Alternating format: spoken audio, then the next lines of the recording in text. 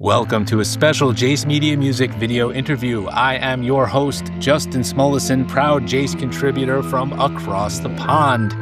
I am delighted to present an interview with Agropelter, a Norwegian instrumental prog rock outfit that is the brainchild of this gentleman right here, Mr. Kai Olsen. The Book of Hours is available now from the Laser's Edge. You are hearing a clip of the Book of Hours Part 2. And we're going to play some clips during the interview. There was so much going on this album. I had to speak to the man himself because not one voice is heard on the album. So I wanted to hear what he had to say.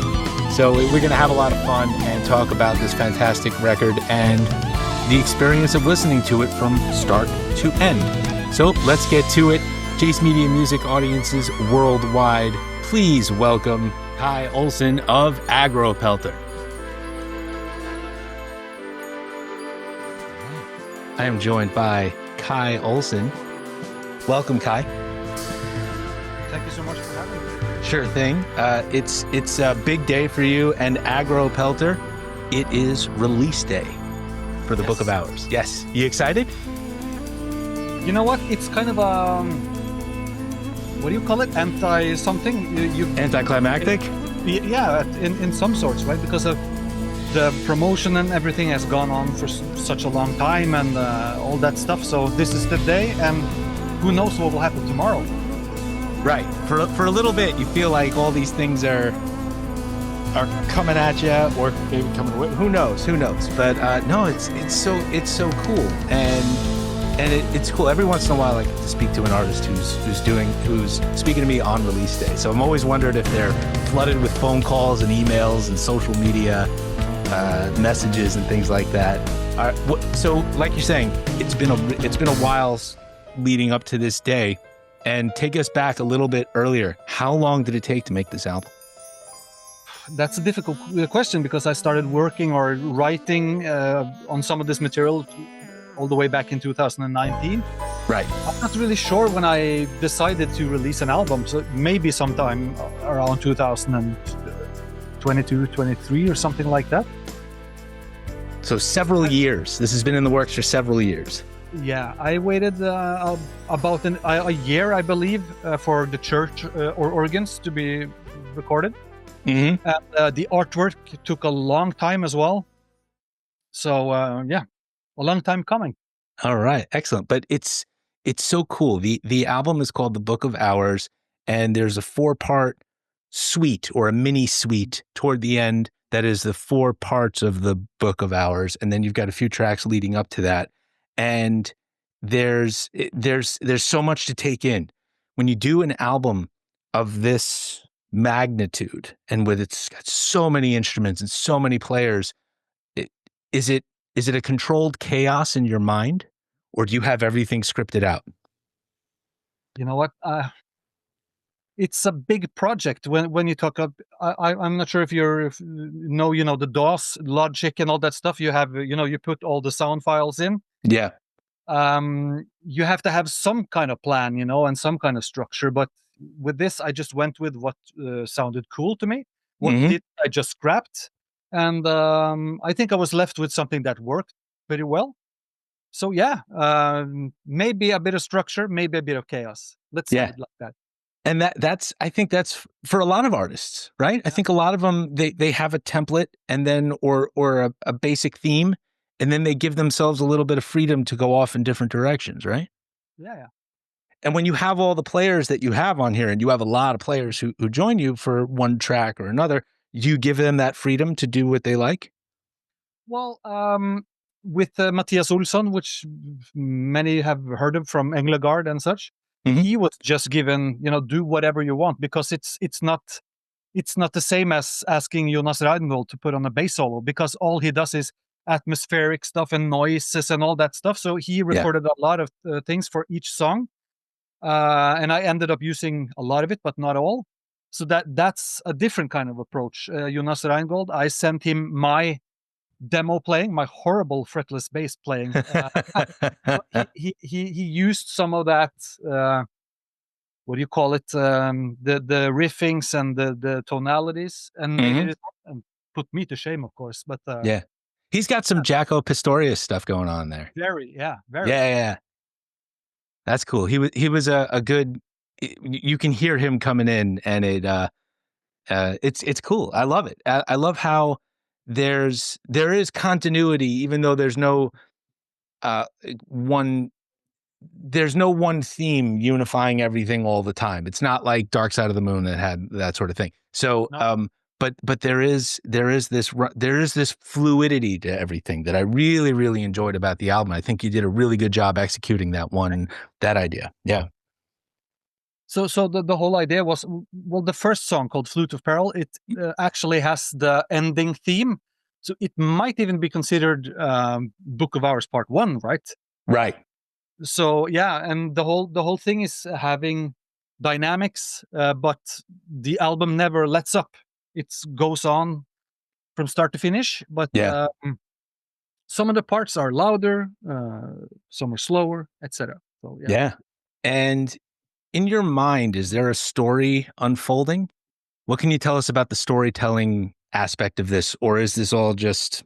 I would love to say that, I had this grand stuff, but no, not really. I just wanted to write music that sounded good to me, and it's kind of like a parallel universe of sorts.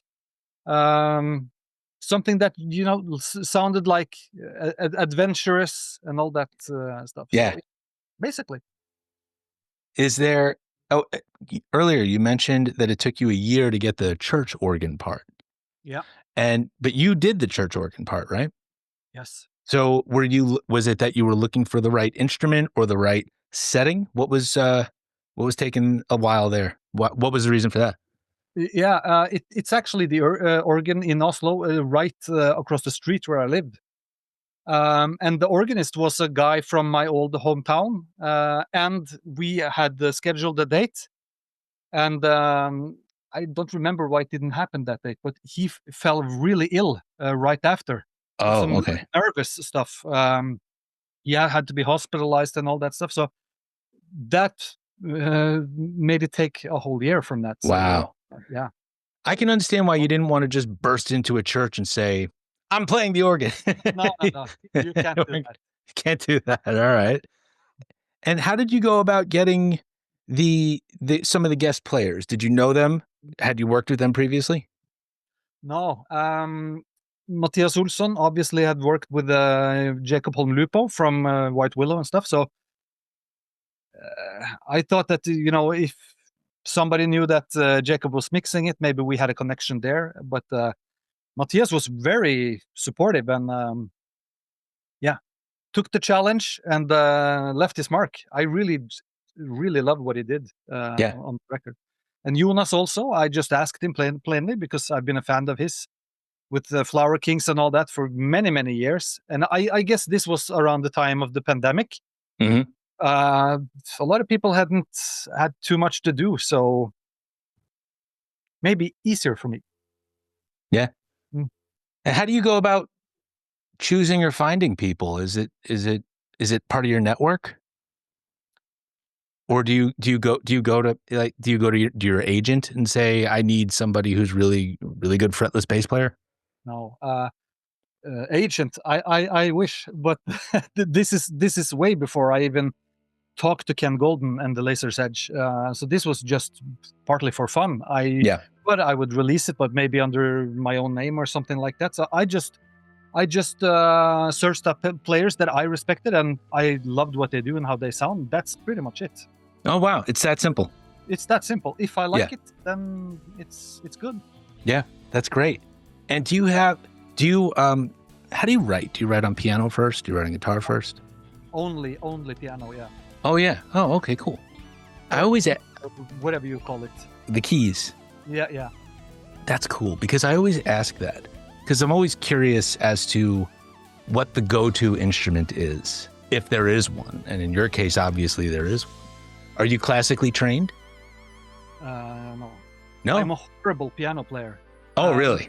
my main instrument is the guitar, so it's quite ironic, I believe, because, I should be writing on the guitar, but I was so fed up with the riff-based music. And I didn't want that much guitars on this album. So what you are hearing are mostly Hammond organ, where there was supposed to be rhythm guitars. So I scrapped that. I have some guitar leads, of course, but I wanted to do something quite different. So riffs were scrapped, and I'm not writing. I'm just screwing around on the keyboard, and that was cool. And I put it together, and maybe it becomes some pieces. And maybe sometimes I know what I want to write, and I just chip at it, and it becomes something, or not. Did you ever entertain the idea that you might want vocals or voices on this, or was it never even a consideration? Well, part of it is that I started writing just instrumental music just for the fun of it. Right. And, writing instrumental music is quite different than writing for vocals, because, I'm not going to be an asshole here, but the people that write music with vocals, they have it easy, because you can basically have one idea, make it last for 2 minutes, have a bridge, and then repeat the same thing. So you have a song. It's very easy, right? So with this kind of music, you have to have new, fresh ideas all the time, and it has to flow, and you have to have some kind of voice. It could be a piano part, it could be a guitar lead, whatever. So I'm not thinking purely in terms of solos, but maybe a theme or a melody of sorts. Yeah. Okay, cool. I think I don't think you're coming. No, the people who have vocalists, they've got an extra instrument, right? Of course. But at the same time, they've got one other cook in the kitchen. Did everybody record their parts separately? Yeah. Okay. So you didn't even get to play with your drummer. Yeah, well, that's the exception, because we rented a place in downtown Oslo, and he mic'd it up, and we just played along. But I didn't jam with him. I just was there, and that was good. It needs part of this, etc. Okay. All right. Excellent. And is there? I would have to assume this is going to be a complex piece of music to play live. Or do you have any plans to play live? Well, not right now. Maybe sometime in the future, but it's a lot of work. Preparing and all that stuff, traveling. I have 2 small boys, so it's a bit hard for me to leave the family and all that stuff, and the full-time job, and all that other stuff. So I'm not ruling it out, but it's not in the plans right now. Do your 2 boys play in the band also, or? Maybe in the future. Not right now. You got how old are they? 3.5 and 1.5. Oh, okay. So yours are even younger than mine. You can't put them to work yet. Yeah. You're not going to get the whole Partridge Family thing going on just yet. In the future, perhaps. In the future. Okay, cool. Excellent. So since you said this album is a long time coming, and is it, because I've met a bunch of musicians through the years, they've always got something else in the works or ready to go. Do you have more in the not too distant future that you have banked that you want to start working on, or that you have? Yeah, I think I have 30 minutes or something like that left over from the album that are... Oh, yeah? Yeah, I think I'm going to start developing that. And maybe do another album. Yeah. We'll see. Perhaps, would you do it? Yeah. Also, I did look up what an agropelter is, and it is a mythical, fearsome critter said to inhabit hollow trees of the woods in the U.S. from Maine to Oregon. Did you know? I'm guessing you knew that. Yeah. Yeah. So, are you into nature and things like that? Is that why you named the group Agropelter? No, I was just looking for a name and wanted something that I'd never heard before. Okay. And, there's a song on a Genesis record called "The Trick of the Tail" called "Squonk." You probably heard. I have not. No. That's one of their classics, right? So I just wondered, what is a squonk? It sounds weird. Mm-hmm. And I Googled it, and I came on this page that explained what a squonk is. I think it's a mythical creature that is covered with boils, and if you look at it, it dissolves in tears. So it's quite dramatic. So, and in on the same page, I saw different types of creatures, and Agropelter was one. I thought, yeah, never heard of that before. Let's do it. Huh. So, that's cool. You got to be called something. Yeah, that's super cool. And so I'm going to let you go in a moment, but I did want to know, I love asking this type of question because this is going to be the first time that people have heard your music. And I was wondering what would you like to say to anyone who is hearing it and, like myself, is playing it from start to finish continually? What would you hope for them, or what would you like to say to them? Well, hopefully you would walk away not hearing anything like this before. That's a stretch, I know, but I've said in many other like chats like this, I have my influences all from behind, but I did not try to make them sound like the influences. I wanted to sound like something completely fresh. And I hope that people find it to be a dynamic piece you can listen from start to finish, and that the people enjoy it. So, yeah, that's it. Yeah. Well, the Book of Hours is out now. It's released by the Laser's Edge, right? Yeah, they're doing great stuff. They got a lot of great prog rock, prog metal, and instrumental things just like this, which I think are fantastic. And I was really taken by this album. It's been really wonderful to meet you, and I congratulations on a really remarkable debut, and happy release day. Thank you so much. Special thanks again to Kai Olsen, better known as Agropelter. The new album is The Book of Hours, and it is available worldwide from our friends at The Laser's Edge. We played some clips off The Book of Hours, and right now you are hearing one of the tracks called Levitator. The Book of Hours is a mini suite on this album. There's parts 1 through 4. I played clips of a couple of those tracks as well. There's so much to unpack. I can't say, ooh, that part and that part. You just have to listen to the entire album to get the full experience. Visit Agropelter on Instagram and Facebook and other socials, as well as Bandcamp. Links are on this interview's show notes. And as always, like we say here on Jace Media, always be sure to make legitimate purchases of the music, merch, and tickets to support hardworking artists like Agropelter, Kai Olsen. Head on over to the revamped JaceMediaMusic.com page.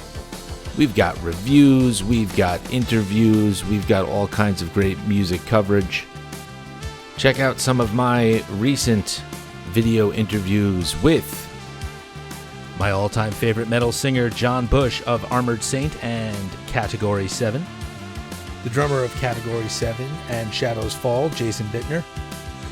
Guitar heroes like Herman Frank of Victory. And guitar wizard Soren Anderson, who plays with Glenn Hughes. And rock and metal singers like Nick DeSalvo of Elder. Fate's Warning singer Ray Alder. DK Revell of Kickin' Valentina. And members of Avatarium, Captain Blackbeard, and more. Special thanks, as always, to our fantastic founder and publisher, Glenn, and all of my Jace Media colleagues. And of course, special thanks to you, the worldwide Jace Media music audience. Look for Jace Media on Facebook and X and Instagram and basically every social media channel you can think of. I am Justin Smollison, proud Jace Media contributor from across the pond. Thank you again for tuning in. Keep coming back to JaceMediaMusic.com. I've got more video interviews on the way.